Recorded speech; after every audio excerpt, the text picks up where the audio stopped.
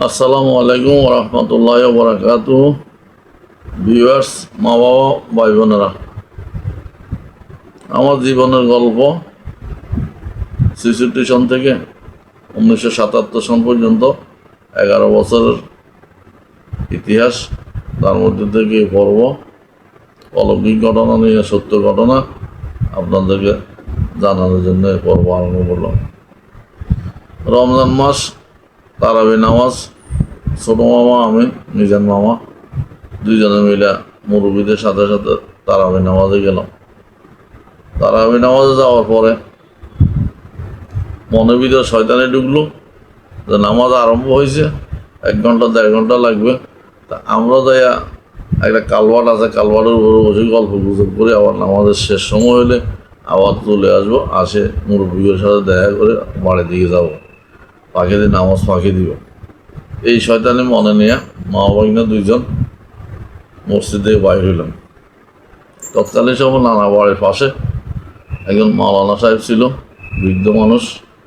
ওনার কাছে বিভিন্ন কথিত আছে উনি জিন জাতিকে শিক্ষা দিতেন।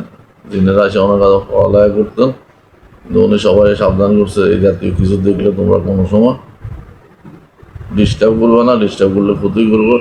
এলাকার মুরব্বীগুলো দেখে ওনার ব্যাপারে এই কথাগুলো মাথায় আছে, শুনছি।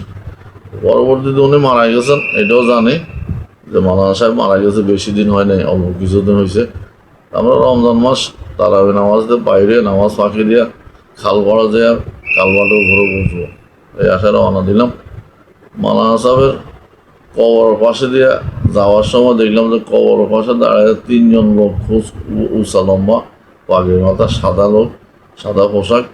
৩ জন একসাথে দাঁড়ায় কবরস্থানের পাশে বুকে হাত দিয়ে অপেক্ষা, মনে কবর জিয়ারত করতেছে এইভাবে দাঁড়ায় রয়েছে। আমরা ২০-৩০ হাত দূরে রাস্তার ব্যাকের থেকে মা বাবা দুজন দেখলাম, এটা কি মানুষ ৩ জন দাঁড়ায় রয়েছে আমাদের সময়, মুরব্বীরা দাঁড়ায় দাঁড়ায় কী করে। তাহলে আমি এটা খুব একটা বুঝি নাই। তখন মামা আমার ইশারা দিলে চুপ, কোনো কথা নাই, কথা বলবি না, হাঁট। তো মামা বইতে একজন হাত ধরে হাঁটতেছি ১৫-২০ হাত আগায় আসার পরে ওনাদের কাছে আমরাও আসতেছি, আস্তে আস্তে ওনারা হাওয়ার মতন হয়ে যেতে আমরা আসতেছি, ওনারা বাতাসের সাথে মিলে যাইতেছে, এরকমভাবে বুঝতেছি। দূরে থেকে কিন্তু ক্লিয়ার দেখছি ওনারা ৩ জন বুকে হাত দিয়ে দাঁড়াইয়া কবর দোয়া করতেছে, এই পজিশনে দাঁড়াই রয়েছে, মাথায় পাগড়ি। যে ওনাদের কাছে বরাবর আসলাম, আইসা দেখি যে ওনার কিছু নয়, হাওয়ার সাথে মিলে গেল। এই জিন জাতিকে দেখলাম সর্বপ্রথম নিজের চোখে, এই বয়সের ১১ বছর বয়সের ভিতরে, বাল্যকালে ছোটোকালে এই সরাসরি জিন জাতিকে দেখলাম। এটা প্র্যাকটিক্যাল ঘটনা। যাক, ওনার এটা দেখার পর আমরা খাল পাড়ায় বসি গল্প গুজব করলাম। মানে আরও অন্য মসজিদ থেকে আরও কিছু পোলামান আসলো, ওদের সাথে গল্প গুজব করে ঘুরে তো বুঝি নাই, আন্দাজে আড্ডা উড্ডা মারে আবার মসজিদে চলে গেলাম। তাই এই যে নামাজ এখনও শেষ হয় না, নামাজ চলতেছে, শেষ টাইমে দিয়ে আওয়াজ যায়, ২-৪ রেখাত নামাজ পড়লাম, পরে ধরে মুরব্বীর সাথে হাত ধরে বাড়িতে চলে আসলাম। রমজান মাসে তারাবি নামাজ পড়তে যায় এই জিন জাতির সাথে প্র্যাকটিক্যালভাবে দেখা। কে দেখছেন না দেখছেন কমেন্ট করে জানাবেন। এখন তখনকার সময় এটুকু দেখে অভিজ্ঞতা হইল জিনেরা কীভাবে, ভালো জিনেরা কবর দোয়া করে, মসজিদে যাতায়াত করে। যাক, আরও অনুভব করেছিলাম মসজিদে অনেক সময় একা একা তো নামাজে কেউ থাকে না। মসজিদে যা অনুভব করতে পারছি, মসজিদে বাতি জ্বলার ভিতরে জানালাটা খোলা থাকে। এসার নামাজে যদি দেরি করে পড়তাম, অনেক সময় ৯টা, ৯:৩০, ১০টার সময় মসজিদে ঢুকে এসার নামাজ পড়ে বাড়ির দিকে ঢুকতাম। এটা অনেক পরে, আরও বয়স হওয়ার কথা, বয়স হওয়ার পরে তখন একটু অনুভব করতাম মসজিদের থেকে সাঁ করে বাতাসের মতো বাইরে হয়ে যেত, এই শব্দটা করতে আসলো। তখন বুঝলাম যে জিনেরা নামাজ পড়তেছে, নামাজ পড়ে বাইরে হয়ে গেছে, আমি বারান্দা বসে নামাজ পড়লাম।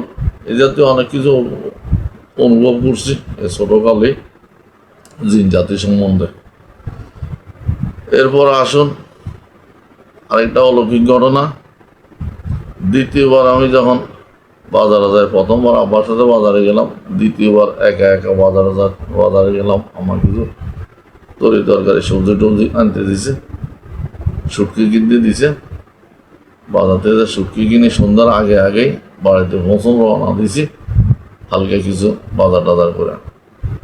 এখন সবসময় জানি যে রাস্তা থেকে কোনাকুনি পথে গেলে মানুষ তৎকালীন সময় শুক্রের দিন কোনাকুনি রাস্তা দিয়ে গিয়া এই রাস্তা থেকে যে পরবর্তী রাস্তা দুটো শর্টকাটে বাড়ি যেয়ে ঢুকতে পারবো, তাও আসার ওপর মাগরিবের আগে। এই সময় দেখলাম যে কোনাকুনি পথে দিয়ে হাঁটতেছি, কারণ আমি একা মানুষ তো সবাই বাজারে যারা যাওয়া না বাজারে পৌঁছে গেছে, আমি বাড়ি দিকে চলে আসতেছি। আমার সামনে আমার এলাকার তৎকালীন সময় মেম্বার ছিল মফিজ মিয়া নাম, মিয়া বাড়ির লোক, খুবই স্বাস্থ্য মোটা অনেক দাঁড়িয়ে পাকা লোকটা। মেম্বার হিসেবে জানতাম, ওনারা দেখতাম স্কুল আসা যাওয়ার সময় উনি এলাকার মেম্বার। তো দেখলাম যে মেম্বার আমার সামনে হাঁটতেছে। তার মানে মেম্বার যখন মিয়া বাড়ির লোক, উনি বাড়িতে যাইব, আমি মেম্বার পিছিয়ে হাঁটতেছি। রাস্তা তো এটা চিনি না, কোনাকুনি রাস্তা, মেন রাস্তা দিয়ে যাইতে পারি, মেন রাস্তায় না যে কোনাকুনি রাস্তায় তাড়াতাড়ি যাওয়ার জন্য মেম্বারের পিছনে হাঁটতেছি ধান খেতের আইলে।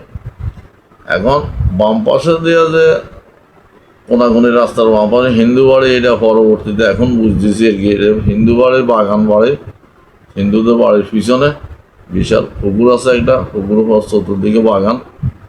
এখন ধান খেতে আইলে কোনাকুনি রাস্তা দিয়ে যায় উঠবো, তার মধ্যে দেখলাম যে মেম্বার সাহেব আগায় যাইতে হিন্দু বাড়ির পুকুর পড়ে বাগানের ভিতরে ঢুকে যাইতেছে। আমি ওনার পিছনে রাস্তা মনে করে আগাইতেছি, রাস্তা শর্টকাট হবে। পরবর্তীতে বাগানের ভিতরে উনি ঢুকে আমার দিকে গাঁড় ব্যাখ্যা করে পিছনের দিকে তাকাইলো, দুইটা চোখ খুব লাল, বড় বড় চোখ। ফলে আমার মনে ভিতরে এই হইলো যে তো মফিজ মিয়া এইভাবে তাকাইবে আমার দিকে, অনেক মেম্বার মানুষ বাগানের ভিতরে ঢুকতেছে, আবার আমার দিকে ঘাড় ব্যাখ্যা করে তাকাইলো, মানে মনের ভিতরে একটা ভয় এসে গেল। তারপর ওনার পিছনে হাঁটতেছি রাস্তা মনে করে যে ওনার পিছনে যে মেন রোড উঠবো। আরেকটু আগে যে তাও পুকুরের ভিতরে মফিজ মিয়া পুকুরের ভিতরে নামে যাইতেছে, আমি তো ওনার পিছনে। আল্লাহ কিরকম যখন মাথা ভিতরে আসলো এটা তো মফিজ মিয়া না, এটা অন্য কিছু হবে, উনি পুকুরের ভিতরে নামে যাইতেছে। আগের মফিজ ভাইয়ের কথা মনে পড়লো, এই মনে পড়াতে মনে করলাম যে এটা সন্ধ্যার সময় আমি তো মফিজ মিয়ার পিছনে হাঁটতেছিলাম, এটা অন্য কিছু। এই ব্যাগ ট্যাগ পালাই তুই দিলাম দৌড়, এক দৌড়ে শিখতে বাড়িতে এসে ঢুকলাম রাস্তা দিয়া। কোনাকুনি রাস্তা তো চিনি নেই, মফিজ মিয়া পাল্লায় পড়ে আবার ফিরা মেন রাস্তায় উঠে কাঁচা রাস্তা দৌড়ে বাড়ি যেয়া। কারণ আমরা দেখলাম পাতিলের থেকে কালিটারি লইয়া লবণ দিয়া মুখে দিয়ে থুতু করাইলো। তারপরে যাই গোসল টোসল করানোর পরে কয় যে খাওয়া লাগবে না কিছু, তুই ভয় আইসিস। এই মফিজ মিয়ার এক চক্করে বললাম, এটা আসলে মফিজ মিয়া না, এটা একটা বুট ফেতনি ছিল, হিন্দু বাড়ির পুকুরের ভিতরে যায় না এগুলো। আমি এই প্র্যাকটিক্যাল আরেক ছোটোবেলায় আরেকটা ফেতনির সাথে দেখা, বুট ফেতনি মানুষে বলে, তাহলে অনুভব করলাম যে আসলে বুট ফেতনি আছে। এখন যেহেতু বৃদ্ধ হয়ে গেছি, ছোটোকালের সেই অনুভবের কথাগুলা এখনো মনে পড়ে। এখন তো আর বয়স হয়েছে, কেউ আসে না এই ধরনের, কি ছোট বাল্যকালে এই জিনিসগুলো দেখলাম। পরবর্তীতে বাড়িতে আসার পরে আমার রাত্রে খাওয়া দিল না, বুঝে শুনে ভয় ক্ষতি হইব। পরের দিন সকালবেলা যা হুজুর বল, আবার হুজুর ঝাড়ফুঁক করে দিল, ঝাড়ফুঁক করে আসার পরে নাস্তা পানি খাইলাম। এই হলো এই ভূতপ্রেতের অলৌকিক ঘটনার স্মৃতি। আরও স্মৃতি আছে, পরবর্তীতে বলতেছি, আপনাকে জানাবো ইনশাল্লাহ। ভালো লাগলে লাইক কমেন্ট শেয়ার করবেন, পরবর্তী পর্বের জন্য অপেক্ষা করুন। আসসালামু আলাইকুম ওয়া রাহমাতুল্লাহি ওয়া বারাকাতুহু।